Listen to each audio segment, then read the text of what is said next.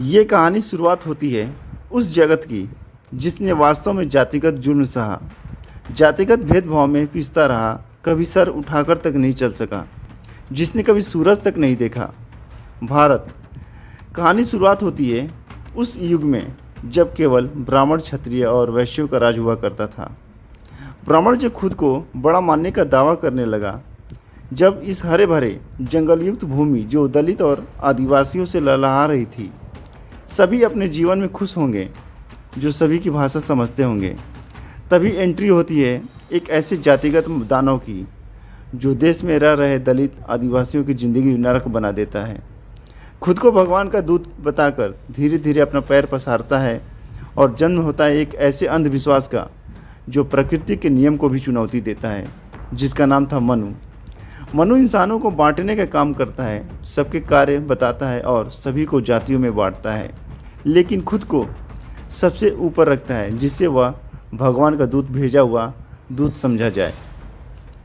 मनु एक किताब लिखता है जिसमें सभी वर्गों के कार्य लिखे होते हैं, किसी भी व्यक्ति के क्या कार्य होने चाहिए, यहाँ तक कि किसे छूत अछूत में बांटा जाए।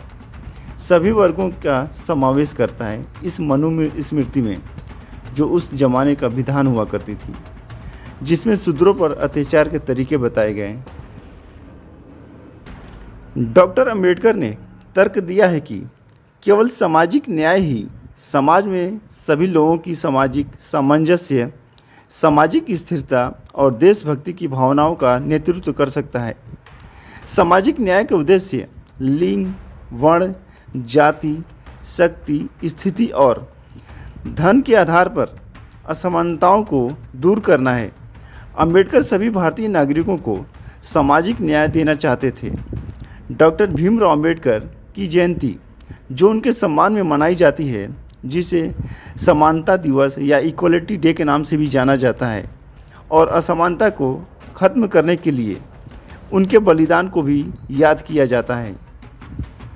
डॉक्टर अंबेडकर ने एक ऐसे सामाजिक व्यवस्था की वकालत की जिसमें किसी व्यक्ति का दर्जा उसकी योग्यता और उपलब्धियों के आधार पर निर्धारित किया जाता है और कोई भी व्यक्ति अपने जन्म के कारण महान या अछूत नहीं होता। उन्होंने देश की सामाजिक रूप से दलित और आर्थिक रूप से शोषित आबादी के साथ गलत व्यवहार के लिए तर्क दिया। उनके योगदान बहुत बड़े थे, जिनमें कानूनी सुधारों से लेकर सामाजिक सक्रियता और राजनीतिक नेतृत्व तक शामिल है।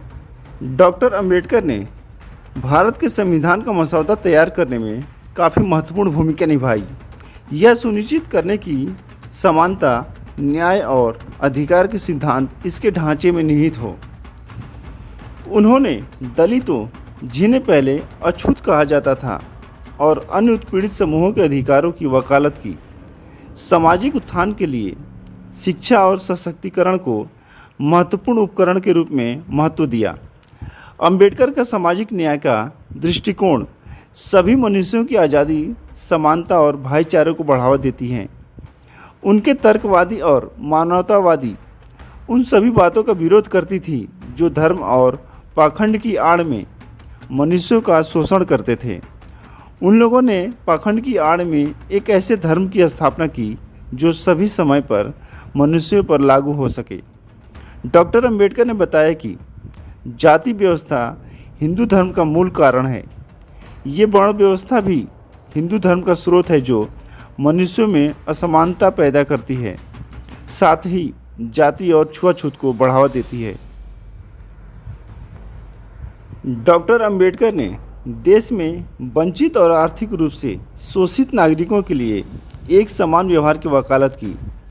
उनकी देखरेख में तैयार किए गए भारतीय संविधान में सभी नागरिकों के लिए न्याय, स्वतंत्रता, समानता और बंधुत्व को निश्चित किया गया। उन्होंने संविधान के जरिए उन लोगों पर भी अंकुश लगाया जो किसी भी उद्योग में मनुष्यों का उत्पीड़न करते हैं।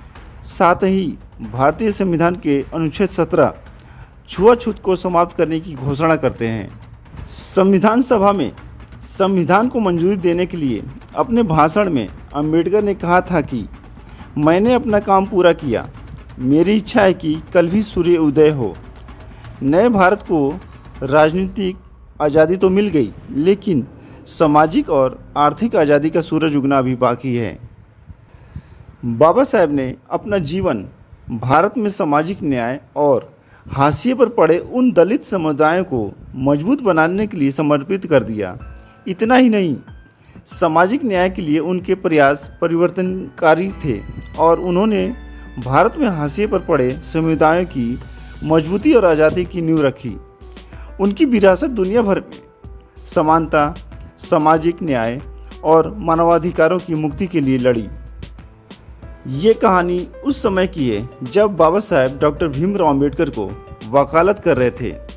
डॉक्टर अंबेडकर को साउथ बोरो समिति के समक्ष गवाही देने के लिए बुलाया जाता है, जो भारत सरकार अधिनियम 1919 का मसौदा तैयार कर रही थी। उस टाइम अंग्रेजों का शासन था। इस सुनवाई के दौरान उन्होंने अछूतों और अन्य धार्मिक समूहों के लिए एक अलग निर्वाचित क्षेत्र और आरक्षण की मांग की। बॉम्बे हाई कोर्ट में वकालत करते हुए उन्होंने अछूतों को शिक्षित करने और उनके उत्थान का प्रयास किया।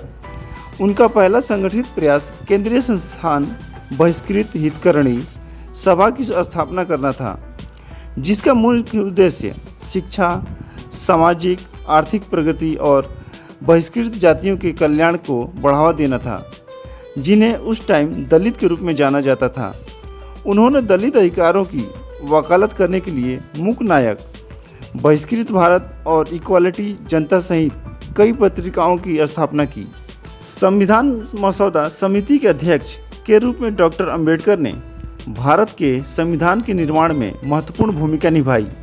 उन्होंने यह सुनिश्चित किया कि संविधान में मौलिक अधिकार, छुआछूत और सामाजिक रूप से वंचित समूहों के उत्थान के लिए सकारात्मक कार्रवाई के प्रावधान शामिल हों। डॉक्टर अंबेडकर ने दलितों को हिंदू मंदिर में प्रवेश दिलाने के लिए अधिकारों के लिए आंदोलन भी किया, जो जाति आधारित भेदभाव के कारण अक्सर उनके लिए वर्जित थी। उन्हें ईश्वर के दर्शन नहीं करने दिया जाता था, यहाँ तक कि उन्हें गाली भी दी जाती थी कि नीच दूर रहे इस मंदिर से, नहीं तो मंदिर अपवित्र हो जाएगा। कैसे हो सकता है किसी के छूने से कोई अपवित्र? इतनी नीच मानसिकता वाले लोग आज भी जिंदा हैं। डॉक्टर अंबेडकर का उद्देश्य पारंपरिक जातिगत भेदभाव को दूर करना और सामाजिक असमानता को दूर करना था। उन्होंने सैकड़ों अनुयायियों के साथ मनुस्मृति की प्रतियों जलाने का काम किया। इस प्रकार अंबेडकरवादी और दलित हर साल 25 दिसंबर को मनुस्मृति दहन दिवस मनाते हैं। डॉक्टर अंबेडकर ने दलितों और अन्य पिछड़ा वर्गों को शिक्षा और सरकारी नौकरी में आरक्षण की नीतियों पर काफ़ी जोर दिया। इस नीतियों का उद्देश्य ऐतिहासिक अन्याय को कम करना और सामाजिक गतिशीलता के अवसर प्रदान करना था, जिससे कोई भी वंचित वर्ग भूखा न मरे, किसी भी वंचित वर्ग के साथ भेदभाव न हो। इस तरह डॉक्टर अंबेडकर वंचित वर्गों की लड़ाई करते हुए गांधी के पास पहुंचे और गांधी को डॉक्टर अंबेडकर के बारे में पता चला। लेकिन गांधी को ये नहीं पता था कि डॉक्टर अंबेडकर एक महार जाति के हैं। तब गांधी को उनके अपने खास लोगों ने बताया कि जिस दलित समुदाय के लिए वह व्यक्ति लड़ रहा है, डॉक्टर अंबेडकर वह एक महार जाति का है और डॉक्टर अंबेडकर को समानता का जनक भी कहा जाता है। उन्होंने जातिगत भेदभाव को खत्म करने के लिए लगातार संघर्ष किया, जिसने भारतीय समाज को खंडित और अपंग बना दिया था। डॉक्टर अंबेडकर ने अपने विचार में कहा था कि जीवन लंबा होने के बजाय महान होना चाहिए। कानून और व्यवस्था राजनीतिक शरीर की दवा है और जब राजनीतिक शरीर बीमार पड़ जाए तो दवा जरूर देनी चाहिए, नहीं तो वह कानून और व्यवस्था पर एक कलंक बन जाएगा।